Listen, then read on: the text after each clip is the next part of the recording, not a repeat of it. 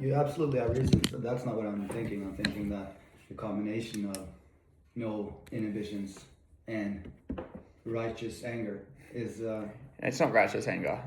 Yeah, I don't think. Well, you have a right to be angry. Oh, right, yeah.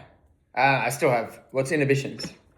Inhibitions is like when you like everyone. I don't care about the Has, repercussions. You mean? Has thoughts like, oh, I want to go and do that. Inhibitions is what the other like counter force that says no, you shouldn't.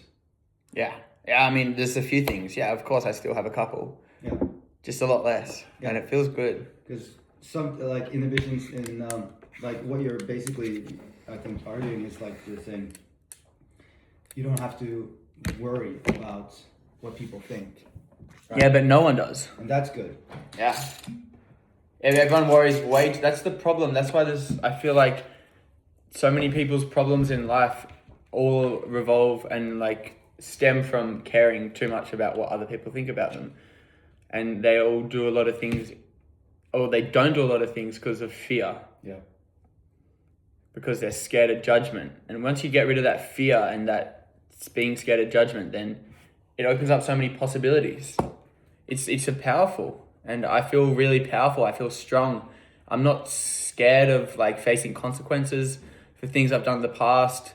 I'm not scared of fucking facing I feel like I'm doing everything from a good place in my heart, and sometimes I do get a little bit angry, but I don't lie about anything. Like, the guards at Stavkroa do fuck girls in disabled toilet, and they are all on speed. And the owner of Ski Garden did rip people off, like rip off his builders and send people bankrupt. And like that brought up a lot of personal trauma for me, because I was also bankrupt by this hotel in Byron not paying me. I lost so much money. And like, yeah, the reason that started this is Ski Garden not giving me a job. That kind of triggered and snowballed. Like, I felt secure and safe for the first time in, I don't know, a long time. I was like, I finally have a job, I have a home, I'm not going to worry, I'm going to snowboard, I'm all with all my friends in Hemsedal, the community. I love that place. I love all my friends up there, some of the best people I've ever met. Like, really good community town. And then, yeah, the guards at Stavkroa saying all these lies, which resulted in me not being able to get a job up there. It brought up anger and it brought up stress, but I let it out. I told them how it was, and then I moved on. I don't care about them anymore. They're not my fucking problem. Like, the police should go and fucking intervene there and check them all for drugs. And yeah, like Stavkroa, like I inform like the alcohol, where they like people check the level of intoxication in clubs. Like, I sent a letter to those guys just because I was like, fuck you for banning me. Like, I don't fucking care about you. You don't care about me. So go fuck yourself. I care about everyone until they do something wrong to me. And then after that, fuck them. Like, I'm going to go after this guy who stole my grandfather's watch. And it's I was back in Australia. This was back in Australia, like fucking 20 years ago. No, 20 years ago. I was not 9, no. I was like, I guess 19. Yeah. And the thing is, like, the last day I ever had that watch was with my friend James Casey. You know, this watch was like an Omega Seamaster. It was my only grandfather's heirloom. And I was visiting my friend James. Actually, I was in Melbourne doing some sales training to work as a solar panel salesman for this guy called Kent, who's a fucking legend. He owns like the best facial company in Australia called Little Company, and I used to always go get facials there. It was sick. It's good to have friends that own facial companies.